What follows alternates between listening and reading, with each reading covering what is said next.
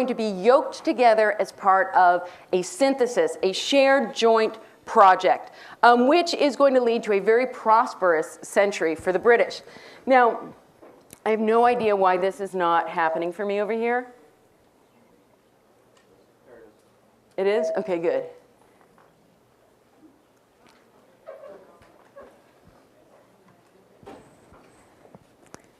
The French setting. Why are things going to be so very, very different across the channel? We talked about this a little bit on last Tuesday. So this is a bit of a recap, so I'm not going to go into too much detail. But what's going on in France? Well, first of all, we know they didn't have a Protestant Reformation. France remains Catholic. Not only that, they are staunchly Catholic. Louis XIV actually went so far as to repeal the Edict of Nantes, which said Huguenots and Catholics should put down their arms and we should all get along. That ironical position that the British took, where they tried to find a space, a shared space, a reconciliation across the spectrum of Protestant faiths. Catholics were still very much held at arm's length. But to reconcile the variety of Protestant faiths, this is not what happened in France. They became more staunchly Catholic. Also, there is a lot of political tension. Because of this, staunch Catholicism isn't just about theology. We've learned that by now.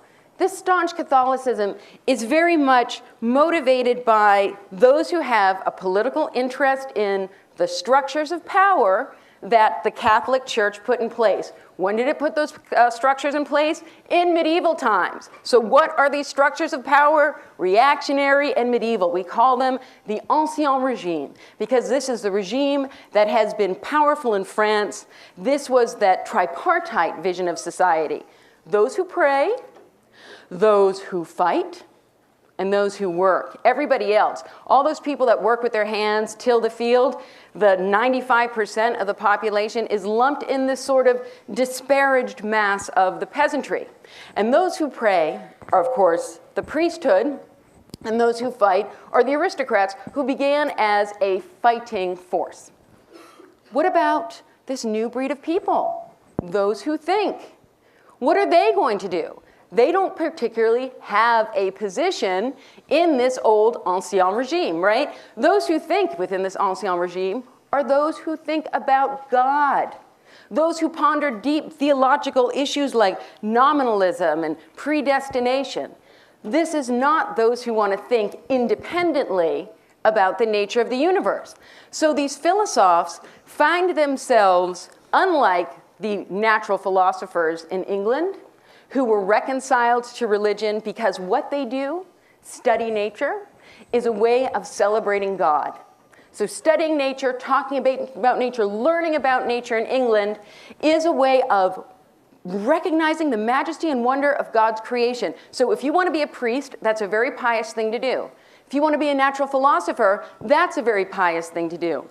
And just to emphasize why this is important and why this was actually very stabilizing, remember the Protestant Reformation, sola fide, sola scriptura? They ripped the lid off of religious knowledge, religious experience, because they kicked the Catholic Church out. In reality, the Catholic Church, which was a very conservative, religious, led by intellectuals who had an investment in the status quo, that's very conservatizing. The Catholic Church actually doesn't just look at the Bible as its source of wisdom. You look at the patristic fathers, stodgy, staid, old philosophical people who are not sort of disposed towards revolutionary ideas. But when the Reformation gets rid of that intermediary of faith, the Catholic Church, they, rather than just reform religion, they revolutionized religion. Suddenly you had peasants up in arms, reading pamphlets and brochures, grabbing their pitchforks, taking over cities. Crazy. You had the Puritan Revolution. They established their own republic. They commit regicide in England. Crazy. What are you going to do to moderate a people now that can read and is going to read the Bible, and it is right there, and the New Testament is an eschatological document. It is a document that is written in a disposition that sees that the end is nigh. So all of that literature that you get today, the most popular, one of the most popular series right now is that Left Behind series, which is talking about the coming of Christ and how during the rapture he's going to take all the faithful and he's going to leave all the sinners behind. That is the most popular literary series, or at least it was a few years ago, being read by Americans today. Americans is a very Protestant nation, and it's not a very Anglican, put the lid on it Protestant nation, right? It has a lot of variety of these more radical, more populist kinds of religiosity. And those are the people that are reading the Bible and saying, you know what? The end is nigh. It says right here in the book of Revelations. Or I think that's what Jesus meant when he used this passage. So the Bible is actually potentially a hugely radical document. How do you take this potentially explosive Protestant situation and cap it? You take Newton's reasonable, harmonious interpretation of a lawful universe and you say, look to the scripture, that's important. But are you sure the end is nigh? Because if I look to nature, and I look at the planets held in their orbits by the loving presence of God and his goodly, lawful gravity, when I see all of this harmony and order, I think the end is not nigh. So there is this real impulse to take natural philosophy and theology and put them together, not apart. Natural theology. It's very tonic, very pacifying, very reasonable, right? You can't have that in the French setting because those who are studying nature are absolutely the political enemies of those who are in charge of how to go to heaven. The Catholic Church has not given up an inch. The Catholic Church is still anti-Copernican. Therefore, the Catholic Church has no choice. It cannot be Newtonian. The Catholic Church is still very much allied with the interests of that ancien regime, that political elite we were just talking about, who'd been holding on to their property from 900 CE, and who originally got that property by being the people who were mounted on the horse with the sword. They took this land by the point of a sword. They're a very resented class. And at the same time, this Catholic Church, unlike the Anglican Church, has not made peace with the other classes. Even though the Anglican Church in England is somewhat of an aristocratic church and an elite church, it absolutely politically embraces a full spectrum of Protestant participation. You get that in Parliament, you get that in the growth of the House of Commons. There is no sense now that natural philosophy and the interests of the middle class are somehow being oppressed by the interests of state religion. None of that is going on in France. So we've got people that are inflexible, intractable, and about to draw knives. There's also Newtonianism doesn't spread in France, and the ways it spread in England, remember, are very practical. They're not intellectual and incendiary. I mean, there's some intellectuals in the Royal Society that care about the physics and the ideas, but it's practical. People, remember, you can understand those simple laws of physics, and you can start applying them to your spinning jenny. You can start applying them to solving problems that come up in the nascent manufacturing sector. So people aren't using these ideas to necessarily launch subversive political schemes. These ideas, the outlet, the pressure, they're depressurized because they find an outlet in tributaries all throughout England. So people are being very, very creative in industrial and economic settings, but less so intellectually. But there's no official sponsorship for Newtonian philosophy, and there's no sort of practical application of these ideas. Its potential, its energy, all those things that allow it to modernize England are all bottled up and contained. The church won't teach it. The aristocrats won't teach it. And even the philosophers themselves won't teach it. Why is that? Because Newton is fundamentally something very un-French, something very insufficiently materialistic about Newton. Newton appeals, remember, to a theistic God. That means a personal God, a God who's present in the universe, a God who exists in moral relationship to human beings. Now think about it. If you're a philosopher, who's God traditionally been the advocate of? Your enemies. He's been the advocate of priestly privilege. He's been the advocate of aristocratic privilege. Do you really want this theistic God hovering in the sky, threatening to interfere at any moment with the exercise of your rights? No, he's too dangerous. Also, isn't the point of this new mechanical philosophy that if you can't prove and demonstrate something, your argument is fundamentally, scientifically weak? And Newton can't really prove his argument. He doesn't tell us what gravity is.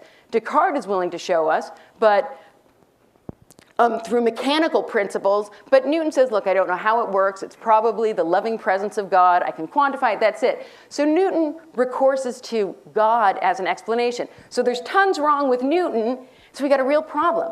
We've got these intellectuals. They really, really need a new philosophy, but they're stuck with this very materialistic, very harsh, very reductive Cartesian mechanical thinking. And this isn't going to be the Cartesianism of Descartes, which is very metaphysical. This is going to be the Cartesianism of Hobbes, if you remember, who lopped off that whole res cogitans, that whole part of the Cartesian paradigm that is about spirit and mind, and left you with atoms crashing in a void. That's what Hobbes left you with. This is the mechanical philosophy, then, that is going to be the basis of French intellectual thought. It's the most reductive, the most materialistic, and the most hardcore.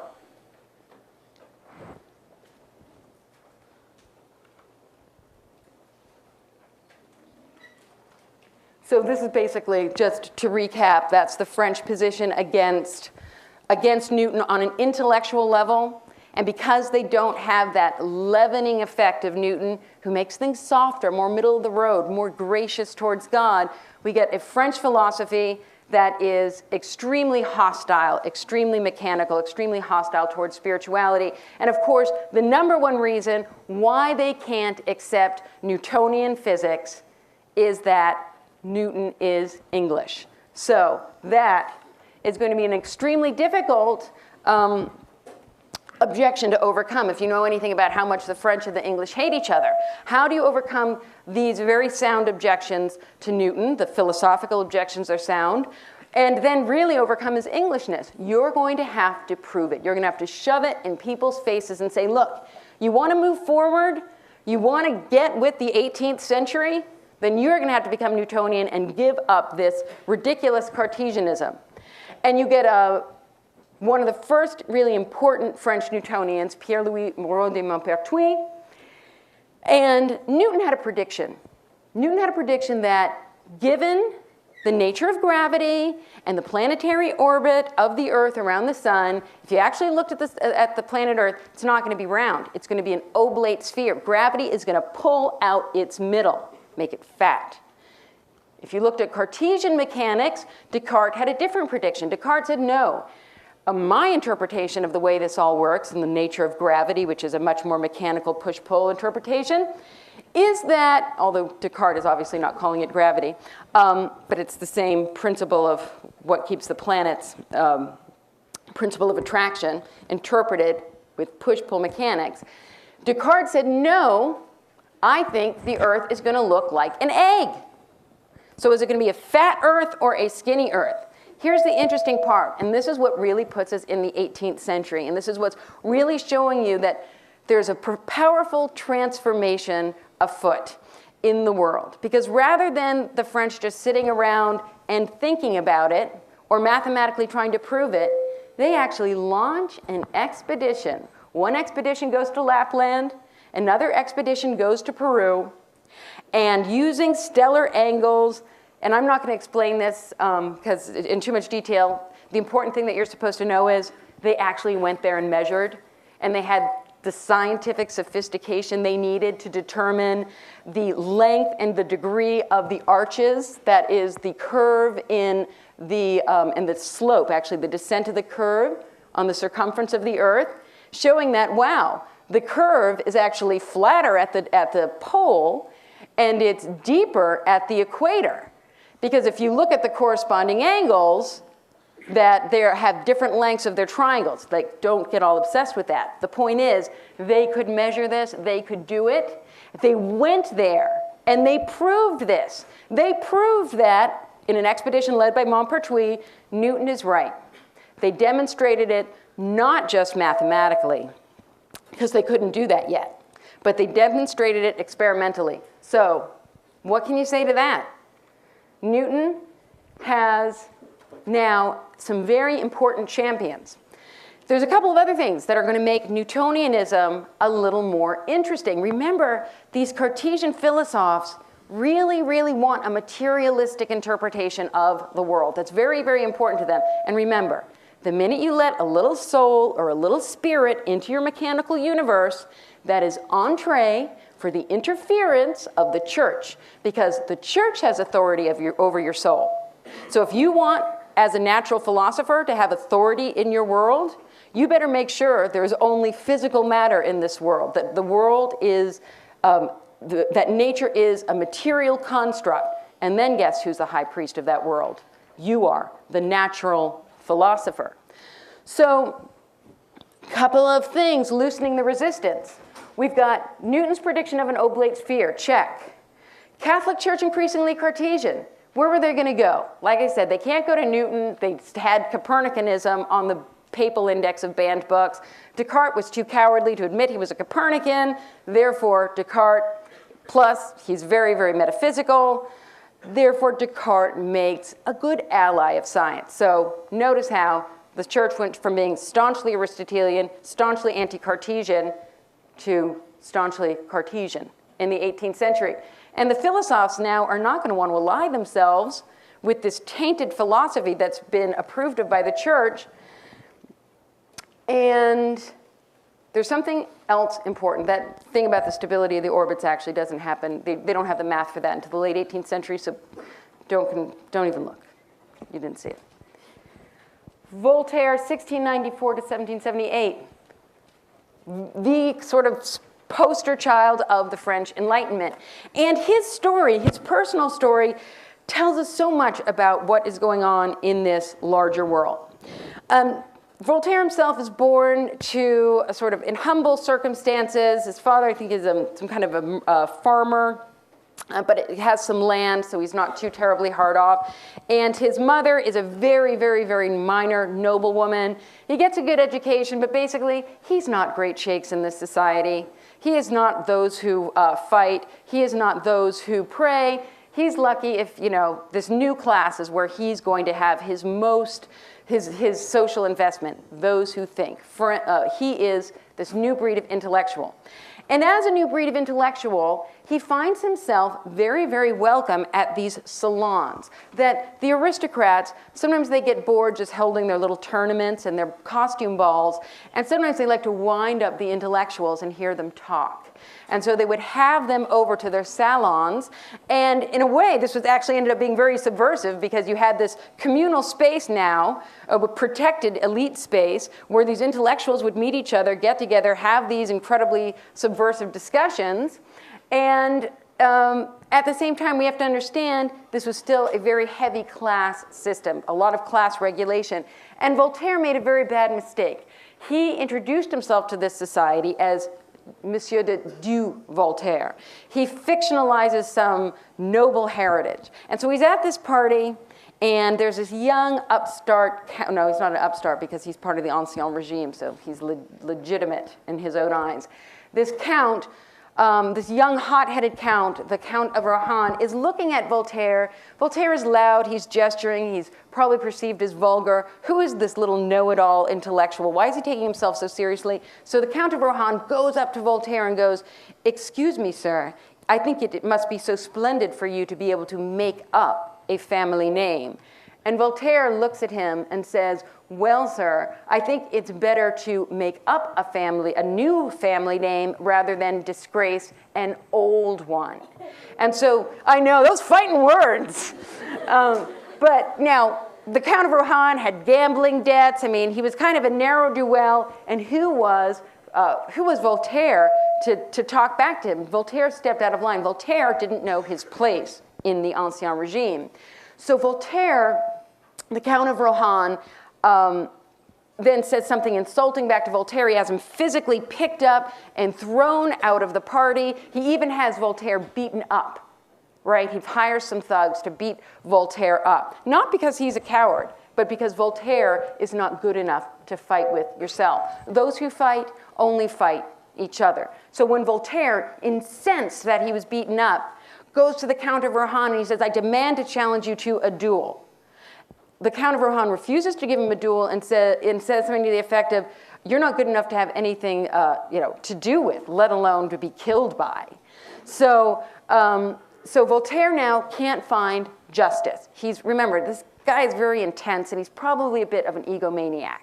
And he probably really has this passionate sense of being thwarted by this aristocracy. Because remember, he has to kind of eat out of their hand in their gilded cage, but secretly he's scheming of a new kind of world in which they're going to be beneath him. And so he goes to his aristocratic friends and says, can't you do something? Can't you help me take him to court? And he finds there are no laws for him.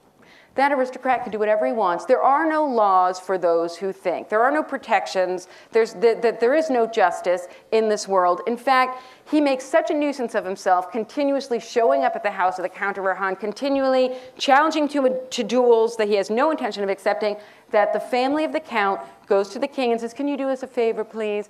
Could you just issue a letter of cachet and just have this gentleman arrested, beaten up, and deported? And they do, because that's what friends are for. So he ends up beaten up, arrested, deported, and you can imagine now how he feels about the Ancien regime. It's personal. So he goes to England. And what does he find in England? I assigned a little bit of this reading. What does he find in England? But people who are not being taxed without representation, right? He has people, right, in France, guess who's not taxed? The nobles and the church. Why? Because the people who originally sat in the parliaments and had representation, of course, wouldn't vote to have themselves taxed. So they voted to have all the people taxed who weren't in parliament. Who's running the show now in England? You have a House of Lords, but you also now have a burgeoning power in the House of Commons. They're the ones that are making up all of the new tax laws. They have to be ratified by the House of Lords, but the people who are actually arranging and assessing the taxes are the people who have representation in Parliament. What does he see when he's in England? But he sees that people, the ingenuity of the people is unleashed upon the world. He sees in this practical ingenuity of the Newtonian spirit of the Industrial Revolution something that is quite beautiful that he's never seen before. Work now is not those who work, those peasants. Work is a thing that dignifies the individual. Work is a thing of tremendous value because work is now seen as creative, inventive, transformative. Work is now the source of progress and betterment. It's not tradition anymore.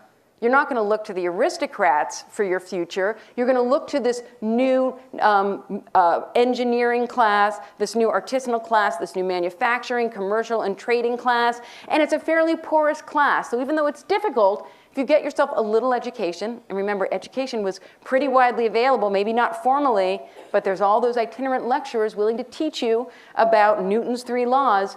If you can, so this world is open to people like Voltaire, that the spirit of work is actually ennobling and creative. So he's taken by this prevailing justice. Another thing he sees that England has condemned the worst of these monarchical abuses.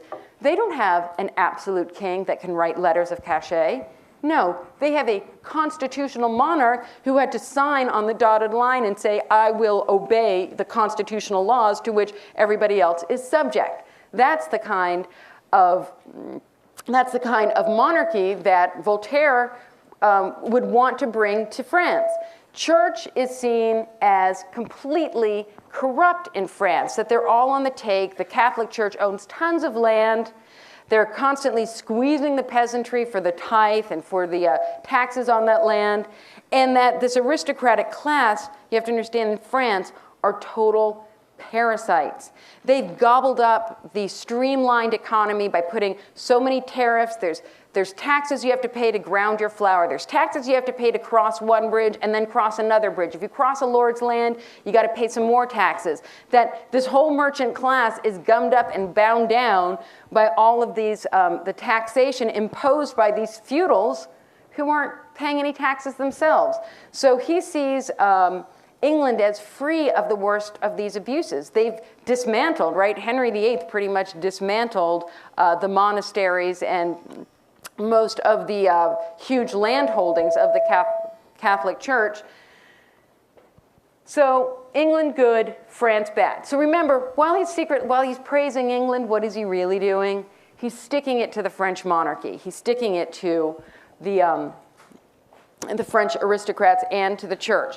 So now Voltaire has huge props in France as a guy that with a social message. The philosophes embrace this, his political intensity, and now Newton's going to do something else important. Newton is a bit of a mathematician, not much, but a bit of one. I'm sorry, I didn't mean to say that, I meant to say Voltaire. Okay, Newton good at math. Voltaire has, at this point, become something of a celebrity and a sensation because of his publication of the Philosophical Letters, and Madame de Châtelet, who herself is a noblewoman and a woman of mathematical genius, they fall in love, they move in together, they're French, so the husband doesn't mind, and they're living together, and they're writing these exciting mathematical treatises. They're taking Newton's sort of inscrutable mathematics, and they're explicating them for the public, and they put out a new book on Newtonian mathematics. But Newton makes sure that the book on Newton's physics that he puts out is explicitly linked to the Newtonian politics that he saw. He, like Newton himself and the Newtonian synthesis, he sees these things as fundamentally linked, right? That British social order and British Newtonian science. But hold on. This is decades after the publication, half a century later after the publication of the Principium. And the nature of Newton has changed. Voltaire's Newton is not that sort of Newton hanging over the Bible, looking for astrological predictions of the kind of biblical eschatology. I didn't mean it. That was scary. Now, oh my God, that's terrible. Turn it down, maybe? Like that. Okay. All right, so Voltaire gives the philosophes a Newton they can deal with. He gives them a Newton who is a deist. He says, I believe in God, not the God of the mystics and the theologians, which, by the way, was kind of the God of Newton, but the God of nature and the universe, the great geometrician, the prime mover, unalterable, everlasting. Don't be afraid of Newton's physics. I love it, and I'm a deist. Newton's laws are just that. You don't need to see God as immanent in this universe. You don't have to be afraid of letting God in the back door, because, of course, God in the minds of the French philosophes is just this thug who does the bidding of the king. So you don't have to be worried about that. So now, several things have happened. You have had Newtonianism finally come to France, and you need that.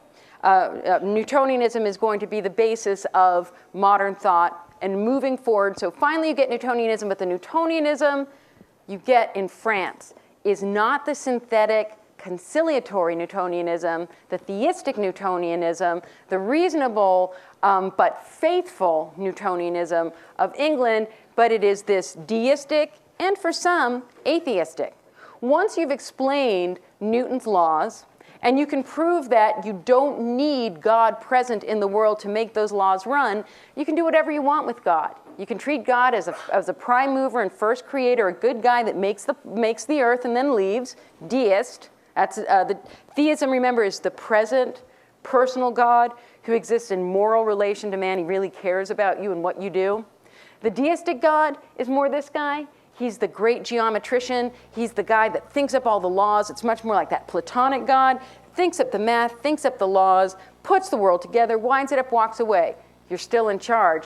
God isn't there anymore. He doesn't care. He's a good guy. He probably left some natural laws in place that you should learn about, but he is no longer concerned. Ergo, church is not a relevant contributor to what we're going to do on the planet Earth. Or you can go just all out and take this philosophy and say, I'm an atheist. I have no proof that there was this God that created the universe. I don't know. I don't want to know. I don't want to hypothesize about things I can't know. You can go that Hobbes route, who says anything you can't sense is nonsense. That's the atheistic route. So the Enlightenment in France, extreme, unaccommodating. It's natural philosophy versus Catholicism, the monarchy, and feudal tradition. It's materialistic. It's elbowed out all of the metaphysics of Descartes and of Newton. That's gone. It's atheistic and deistic, as I just said, and it is becoming republican, not monarchical. Remember, they just weren't able to formulate solutions to their political problems that were moderate, right? In England, you say, well, I really hate this divine monarchy. I know, why not have a constitutional monarchy? They're able to formulate these sort of moderate positions because they had a broad spectrum of support in the middle. But these philosophers had been so pushed to the extreme, so pushed to the fringe, that it becomes more and more not that a constitutional monarchy is not going to suffice. Eventually, the only thing that will satisfy this extreme appetite is going to be regicide. And I'm going to do a little bit of a shift now. We're going to get to that regicide and revolution in a second.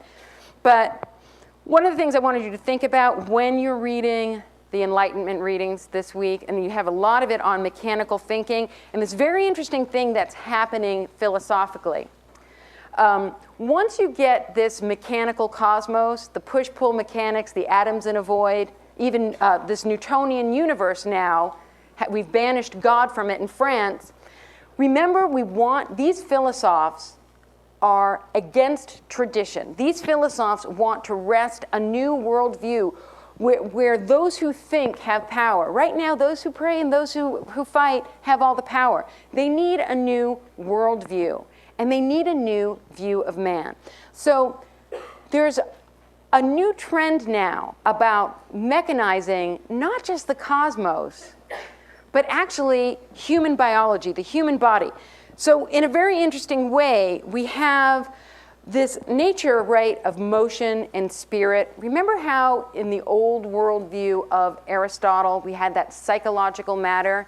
Even when he tried to understand why water runs downhill and might merge with other water, he had to explain motion as motivation, as psychological, as desire, as a kind of enchanted matter that wants to run downhill and merge with other water. And then Galileo said, no, matter is inert. You don't have to worry about motion. I've got motion all set because motion is the default position. Everything's in motion, everything's relative, and all motion is relative. If it looks like it's still, it's not. It's just still in relationship to what it's next to. So all motion is relative. We don't need to explain motion except for prime motion, and God put motion in the universe. So that disenchantment of matter is now going to make a major leap, and we're going to get the disenchantment of human bodies and human beings. We're going to start to have this new philosophical anthropology that starts talking about human beings as physical machines. And George Shane is an early sort of biological philosopher, and he talks about the human body as a machine of an infinite number and variety of different channels and pipes filled with various and different liquors, fluids, running, gliding, creeping, blah, blah, blah. Okay, he's looking at the body now and its motions, and he's specifically invoking this idea of mechanics. And we start to get, even though automata have been popular throughout the ages, the 18th century really explodes with this creative automatization. What are they showing you? Life is a machine. I'm going to make you a duck. It is going to walk and talk, and also this duck actually defecates. It creates little pellets. So it's doing all the stuff a biological duck is. So now do you believe me that organic beings are just machines. They're just like matter. There's nothing special. The motion that motivates a human being is mechanical. It's the same motion that motivates all the other atoms in the universe. Nothing special about you, no necessary spirit. And I actually want to, since I'm talking about automata, I hate to do that. That was obnoxious, but lady musician. This is an even better example. She was built in 1774, and she really captures the sort of this trend. Now, the lady musician can play five different songs, but she plays them with feeling. She swoons, she sighs, she pauses for effect, she listens to herself play, and she trembles. And she is playing the harpsichord and demonstrating all of this feeling. Well, what is feeling? Isn't that proof of your soul? Doesn't feeling and this consciousness and this experience of the transportation of the beauty of music, doesn't that mean you have a soul? No, I just showed you with a mechanical machine that is going to demonstrate those same exact aspects. So man the machine. This mechanical idea is very powerful. And remember, when you're reading your excerpts, it's tempting to look at these philosophers and say, this is so nihilistic and so depressing. What is the advantage of being told you're a soulless machine? Why would somebody not want the paternity of God? Wouldn't you rather be created by God than by some blind deterministic force of nature? And we have to remember they are willing. At this point, the oppression is so bad. There is no justice for them. The oppression is so bad. We can think of it that they're willing to sacrifice their immortal soul to get their bodies the heck out of there, right? If they can take control of the human body as a machine, again, that means the doctors, the medical men, the scientists, the philosophers, the naturalists are going to be in charge of humanity. So it's something of a Sophie's choice. Now, remember that the French example of the Royal Society, the Académie des Sciences, that's established in France in 1660, and sort of the contemporary of the Royal Society in France. But the French Academy was actually much more under the control of the government. So it's got government funds. This is another reason why French philosophy actually radicalizes, because the cutting edge of French thought isn't happening in the staid, controlled environment of a bunch of intellectuals sitting around together, you're right, kind of being tapped down by the conservative peers that are going to keep them in line. No, they're sort of driven out because they don't identify with the state. The state is trying to control what's going on at their academy, so now they're going to be driven to different spaces. Some of those spaces that we talked about were the salons. But as we could see, the salons, though potentially quite radical, weren't really just these intellectual spaces. They were somewhat under the control of these elites. But there's going to be a new emerging space of where the intellectual has dominion. And not only that, not only has dominion, he has a throne and a pulpit. He has a way of communicating his worldview and his vision.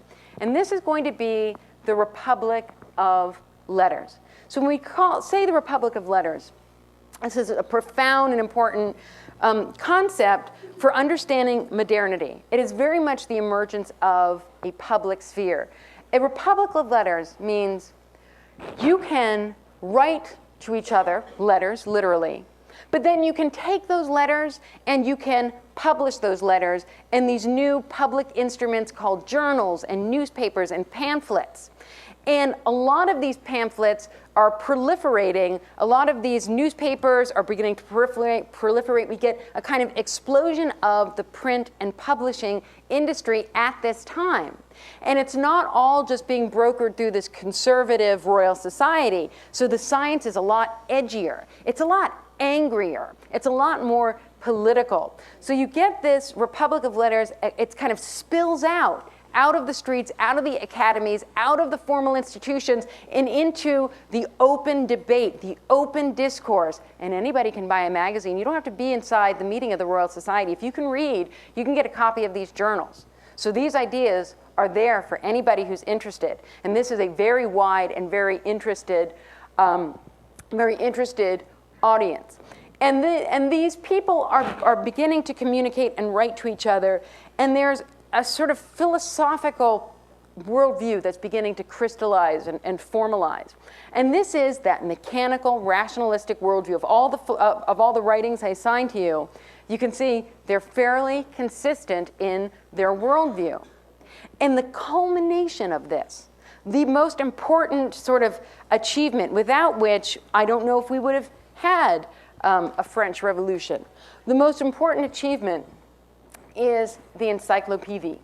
So the Encyclopédie is published by Diderot between 1751 and 1772. And this is why it's important. It takes all of this new kind of learning, all of these discourses, whether it's on medicine, biology, astronomy, planetary motion, the flow of blood, all of these topics written from the point of view of mechanical philosophy. And that's very important because they're trying to formulate a worldview. Remember, they've just dumped Descartes, and they don't like the superstructure of Newtonian philosophy. They don't want to turn into England, so they got to get busy with their own philosophical enterprise. And yet, they have to do so in a way that this can become a kind of orthodoxy. But it's hard to be orthodox when you don't have an institution like the Royal Society. So Diderot, by gathering all this knowledge and putting it in one place, in 28 volumes, taking it to the printing press and saying, make as many of these as you can, making sure these volumes don't just get into people's personal libraries, but they get into lending libraries where everybody can read them. He has created a body of knowledge that is so, what did it say, mutually confirmatory, right? All of these ideas interlock together. They affirm and confirm each other. In a worldview, you get this emerging idea of an orthodoxy. It's very persuasive. You might be able to take on one mechanical thinker, but after reading 28 volumes of mechanical thinking, just de Holbach and de la Mettrie until you're blue in the face, you're going to put down these volumes and probably be a materialist and an atheist. That's just the way it goes. It's very, very persuasive. And he also has this other idea that is very keen notion about being modern. As much as these philosophers admire antiquity, and as much as they despise the medieval era, they look at the medieval era as this great swamp of ignorance into which antiquity was sunk, and the evil church basically locked up the free and open mind of man, all that free inquiry, all that secularism, all that self-determination that was happening in ancient Greece with their democracies and their republics. All of that, this horrible, benighted church of the Middle Ages, enslaved the mind of man. How did they do that? Because ancient learning was lost. And Diderot has said, we will never let mankind be enslaved again by his own ignorance. I'm going to take all these important ideas and I'm going to put them where they can never be lost again. I'm going to put them in an encyclopedia, and I'm going to put them, I'm going to publish them and distribute them. And yet, he's not just reviving ideas of antiquity. These people are now coming up with ideas based not on traditional authority, not on Plato, not on Aristotle, but based on the authority of their own reason. Modernity has come into its own. It is producing knowledge more excellent than any knowledge that has come before. And it will never lose touch with this knowledge again. There it is in the Encyclopédie. It can never be lost. Mankind will never slide backward into the sort of dark abyss of superstition. Diderot has given this gift of knowledge to the world, and it's very politically motivated. It's very viciously anti-clerical. I mean, these writings have to be seen as David versus Goliath, that Goliath is the forces of darkness associated with king and monastery, and that he has this slingshot of knowledge, except now he's got 28 volumes of stones to put in the slingshot. And he is going to, with this blow, make a very, very political statement.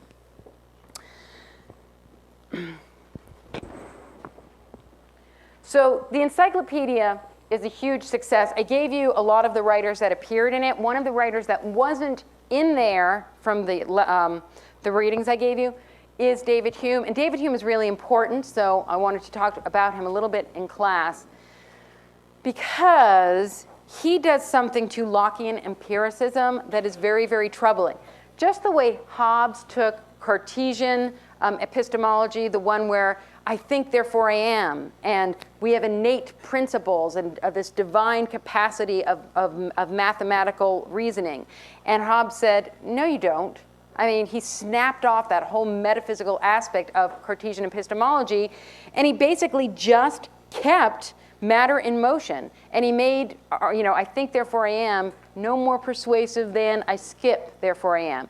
Thinking is a function of mind. That was very, very materialistic and very, very dangerous. David Hume does the same thing to Lockean empiricism.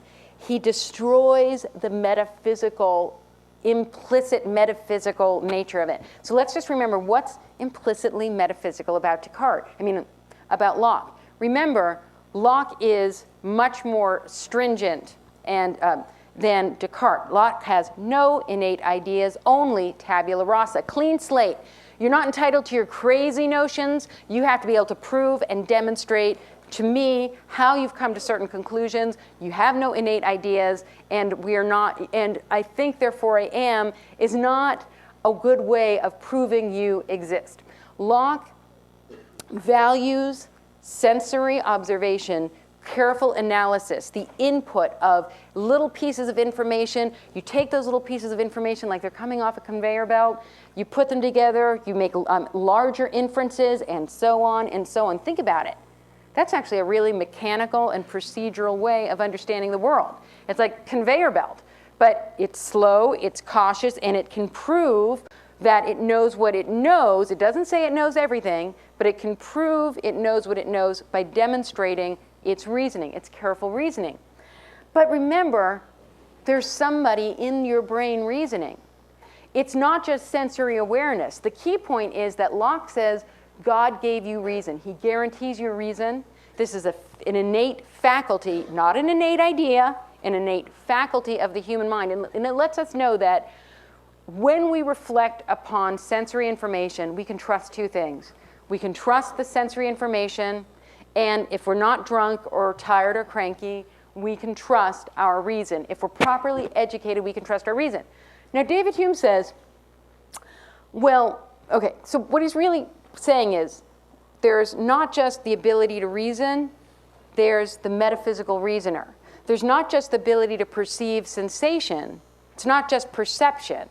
It's the perceiver. There's two things involved, the perceiver and the perception. So like Descartes, there's some kind of ghost in this machine. But Hume comes and says, I never can catch myself at any time without a perception. I never can observe anything but the perception. When my perceptions are removed for any time, as by sound sleep, so long as I am insensible of myself, I may be truly said to not exist. So without the perceptions, the perceiver doesn't exist.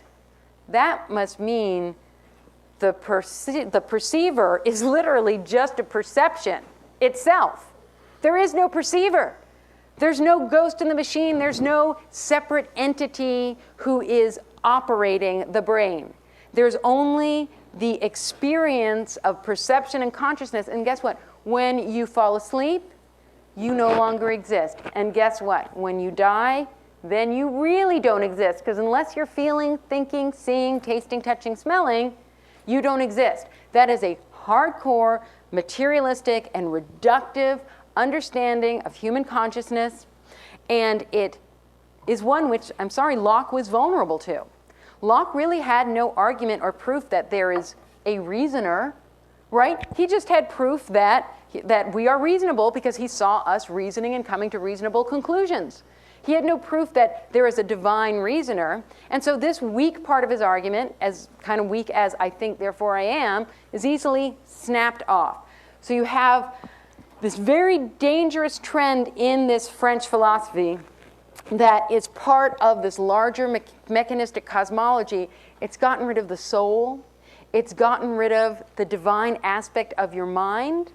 It has sort of emptied us by emptying the spiritual content out of the world to make the world safe for philosophs, they had to empty the world of spirit as well. Another one of the readings, and this is just more explanation, is Baron de Holbach, his Système de la Nature. And he says another thing really kind of, this is a scary, dark point of view. You know, where Newton saw this wonderful order in the universe and all of this providence. Nature wasn't blind. Nature was a creation of God bestowed with harmony and intention and purpose and beauty. De Holbach said, no, nature's just a bunch of laws working blindly to no end. By the way, that is going to be a resurgent idea in Darwinism. So Darwinism, sort of biological determinism, this blind nature is already prefigured. It's already injected into the discourse by Baron de Holbach. And so this is a nature that in which human beings are enslaved. You think you have free will, you don't have free will, because nature created the circumstances to which you react, and nature also created the sort of logic by which you will frame your reactions. You have no free will, and you are just a cog in this wheel. And I'm just going to skip this because you're going to be reading this in class. He says much the same thing, but from a more psychological angle. But again, there's this body of knowledge that is taking on a very devastating, cumulative, materialistic worldview, and we can only see this extreme position in the larger political context. The church wasn't standing down. The king, the monarchy, the aristocrats weren't standing down. Everybody's upping the ante. So the more materialistic and virulent this philosophy is, the more, in essence, it is denying tradition, divine right of kings. What's that? There's no divinity. There is only rights. There are natural rights, rights found in nature, and I've not seen anybody born with a crown. So these have been very, very dark ideas. But just a second, this is the flower of that stalk. So how bad can it be? This is a lovely document, the Declaration of the Rights of Man. Prelude, of course, to kind of mass murder and chaos. But in this moment, 1789, things are still looking kind of up. Men are born and remain free and equal in rights. Wow. Men are born and remain free and equal in rights. What a radical idea. This is a world in which feudal privilege is enunciated through blue blood, through blood right, where monarchical privilege is announced through divine right, where people are not only born free and equal, if people are born into things that we would consider enslavement now, they're born to their destiny, humble or great, and God shines on them with different intensities. To be able to come up with this idea would only have been possible after the Encyclopédie, after the decades and decades of this sort of vitriolic materialism that said, all we have is nature. We don't have necessarily anything else we can look to prove, to guide us. I don't see God. I don't see divine rights. I don't see where God is going to give me my rights. All I see is nature around me. And so I'm going to look to nature to be my guide. Nature is the preserve of natural philosophy. This is the politics. This is the social thought that is the product of these natural philosophers. And so they look to nature and say, and remember we had Locke turning to nature in order to model individual rights. So men are born and remain free and equal in rights, and that is upheld by natural law, not divine law, not monarchical law. The aim of all political association is the preservation of the natural and imprescriptible rights of man. If nature is the supreme authority, you can't trump nature. Nature is what is. Since we don't, there might be deism or atheism, we don't know what the divine will is or if there is a divine. Do not appeal to divine authority as a king. Do not appeal to tradition as an aristocrat. If you want to get together as a political assembly, the only thing that you're doing is to preserve natural rights, which I've already said are born and remain free and equal to all men. And there's no authority that trumps nature, so you can't prescribe against these. The principle of all sovereignty thus resides in the nation. Because the nation is the expression, it is the consensual collective agreement amongst all these people, right, that they're going to get together in order to preserve their natural and imprescriptible rights. So it is a projection of and the preserver of natural rights. And then they go on to say, who is the nation? All citizens are equal and eligible to all dignities and to all public positions and occupations according to their abilities. This is very interesting. This is meritocratic. Nobody has been allowed to participate freely in this society. If you're born to be a peasant, you stay on your piece of land. If you're born to be a noble, you're also sort of confined to that role. This is a society where people were handed their destinies by birth. And here is this extraordinary document. And by the way, if it sounds like ours, it's because they did take a peek at ours first. This is written after the Bill of Rights. All citizens are equally and eligible to all dignities and to all public positions and occupations according to their abilities. So like in England, we're going to have a world where everybody is allowed to participate and contribute to progress. And then he does go on to ask who the nation is, and guess who the nation is not? It's not the aristocrats, because they are just French. They're not even French. He considers them German invaders, military conquerors, who are therefore unnaturally imposing themselves against the rights of the native-born people. If you're native-born, you are natural to the area, and those are your natural rights. So this whole argument uses natural philosophy to project this new theory of the world. So I'm just going to quickly, though, show you how things can go terribly, terribly, terribly wrong.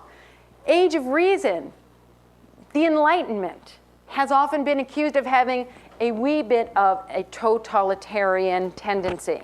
Because if you think about it, if you go roughly just by the numbers and just by logic and just by reason, the end always justifies the means. If I can save 500 million people by, killing or torturing or doing whatever to, 2 or 3 or 5,000 or 10,000 or 50,000 just by the numbers, of course, I'm going to do whatever by any means necessary. So there is like a totalitarian tendency towards logic, because logic doesn't appeal to the sentiment or to the heart. Logic is in many ways guided by mathematical reasoning, so your morality may be organized along an actuarial chart, right? And so there is something dehumanizing. Also, there's something very radical.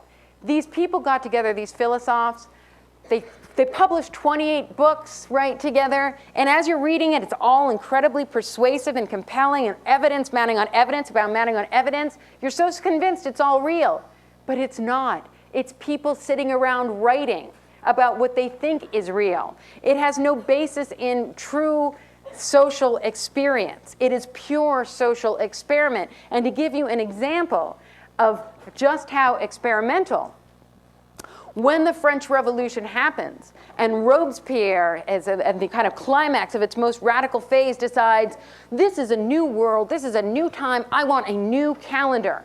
And he annihilates the old calendar and he says weeks have 10 days, months have 40 days. He changes the year. It is now year 1 of the new revolutionary age. All tradition, all time, all feast days, all Catholicism, all of that kind of superstitious impregnation of the old time is wiped aside. He also says these are new laws, new urgent times, and we have got to come and deliver ourselves this pure idea, this pure revolution. Therefore, anything is justified. And he passes the law of suspects. This is a tyrant's fantasy. This is more tyrannical than Louis XIV and the letters of cachet. Law of suspects, if you look guilty, you can be rounded up and imprisoned and executed. General maximum law, we're going to have forced justice. This is price control and wage fixing and all of that. So you can see the sort of implicit communism, radicalism, revolutionary and totalitarian aspects, and this is where it's all heading. Beheading. 22,000 people served. It is actually considered humane and efficient. Rather have somebody go at you with an axe for 6 or 7 swipes and then have his arm get tired. You can now execute hundreds, 200s, thousands, 22,000 people in a single afternoon if necessary. That blade just drops with perfect precision. This is the demented mentality of the humane in these extreme contexts. So I guess I did finish my lecture, which is impressive. Yeah, all right.